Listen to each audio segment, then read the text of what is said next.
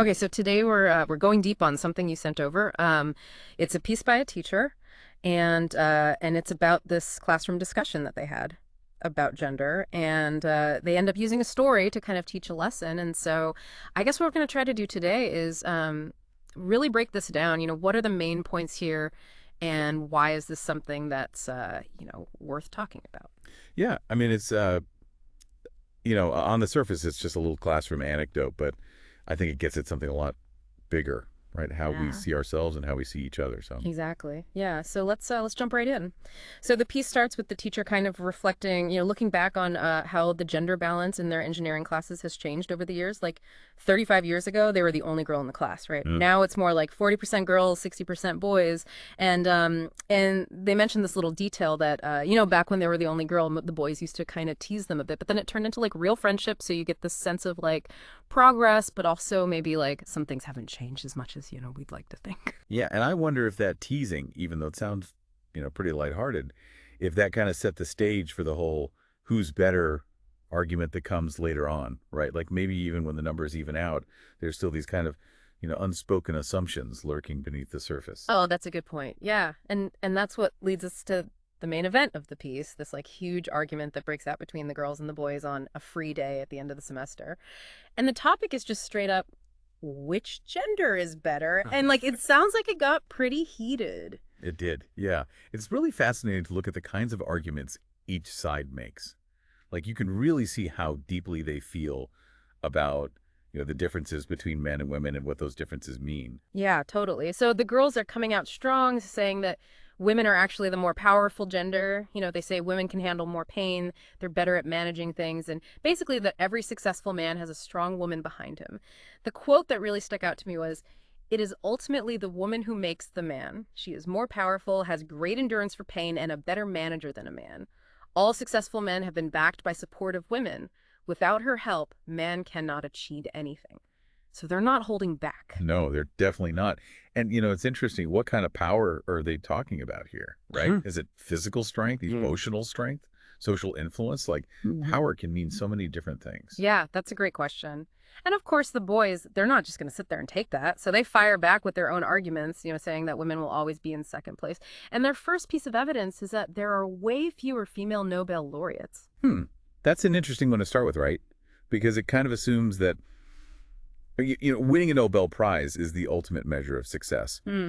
But it doesn't really account for all the historical bias in those fields or the fact that men and women have often had very different opportunities. Right. It's like using a very narrow metric to make a really sweeping statement. Exactly. And then it gets even more interesting because they then say that a woman's brain literally weighs less than a man's. Yeah, that whole brain weight argument is like a textbook example of, outdated scientific thinking. People used to use that kind of logic to justify all sorts of inequality, but we know now that brain size doesn't really tell you anything about intelligence or ability. Yeah, the teacher actually shuts that one down pretty quickly in the story. Rightfully so. But the debate keeps going strong. And then the boys shift gears and start talking about how men are the ones who start wars. And the girls, they come back swinging with their own examples from history, like Helen of Troy, Draupadi Sita, all these women who they say were responsible for conflict. It's almost like they're both trying to cherry pick moments from history to, win the argument in the present.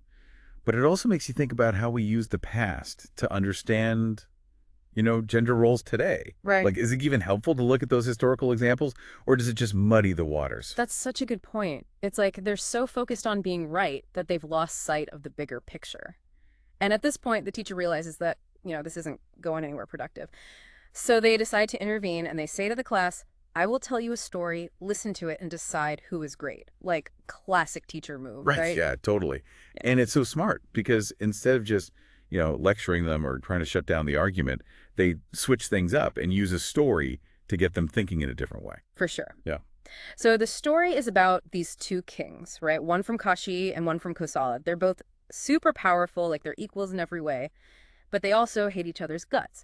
And one day they end up meeting on this narrow road where only one chariot can pass at a time. So it's like instant conflict? Yeah. And the first thing that happens is their charioteers start arguing. Yeah. And it's all about, who's got the bigger army, more elephants, more land. They're basically just comparing stats. Right. It's all about these like traditional markers of power. And then the charioteer from Kosala, he changes the game. He starts talking about his king's personality, how he punishes bad people, doesn't like lazy people, and uses all his money to make the kingdom better. So now it's not just about having power, it's about how you use it. Exactly. It's like he's saying, look, my king isn't just powerful, he's also a good ruler. He knows how to keep things in order and make the kingdom prosper. And then the charioteer from Caesarea, she comes back with a totally different perspective. He says his king is all about helping people improve themselves. So he tries to help bad people become good. He encourages lazy people to work hard, and he uses his wealth to help the poor. So now we have these two completely opposite approaches to leadership, right? One is all about, discipline and reward and punishment, and the other is about compassion and trying to lift people up. Yeah, and the crazy thing is the king of Kosala, as soon as he hears this description of the other king, he's like, wow, that guy's a better person than me. And he immediately insists on letting the other king's chariot pass first. And then the king of Kashi, he runs up and hugs him, and they become friends right there on the spot. It's such a powerful moment because it shows that true greatness isn't about, being the toughest or the richest. It's about your character and how you treat other people. Totally. And then the teacher brings it all home. Huh. They explain the secret of the story to the students, and it's so simple, but so profound. Men and women, they're not enemies. They're like the two wheels of a chariot. Yeah, it's such a perfect analogy, right? Yeah. Because both wheels are absolutely essential. If you're missing one or one is broken, the whole chariot is useless. Exactly. And the teacher goes on to say that what really matters are the qualities a person has, not their gender. They say a person gets known by the qualities he or she possesses, not by the gender. That is decided by God. And that just cuts through all the noise of the earlier arguments. Yeah, it's like they're saying, forget all those stereotypes about what men and women are supposed to be like. What really matters is whether you're a good person.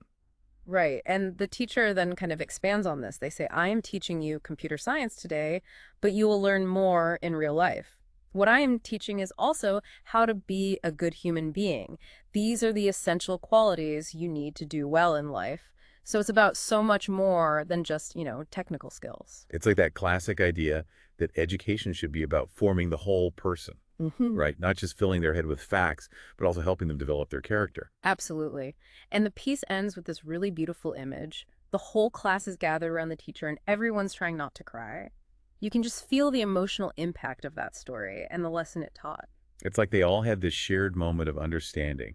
Something shifted in their thinking. For sure. So I guess if we zoom out and look at the big picture, the main takeaway here is that it's so much more important to focus on individual character and shared goals than it is to get caught up in these battles between the sexes.